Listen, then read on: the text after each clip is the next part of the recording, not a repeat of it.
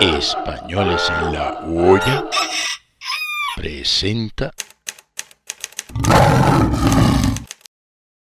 La culpa de que Españoles en la olla haya llegado hasta este recóndito lugar de la provincia de Valencia, en la Yesa, la tienen estas croquetas y estos calderos de arroz con jabalí.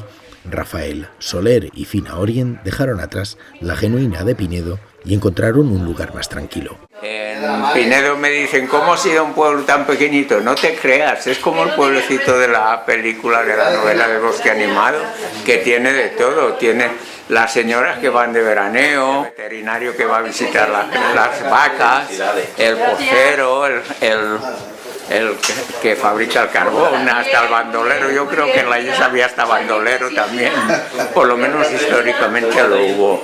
Sofrío la carne, la verdura, lo pongo a hervir y después lo pongo en la cazuelita y pongo el arroz. Pero hacéis un caldero importante el día. Sí. No, ese día mismo lo hago.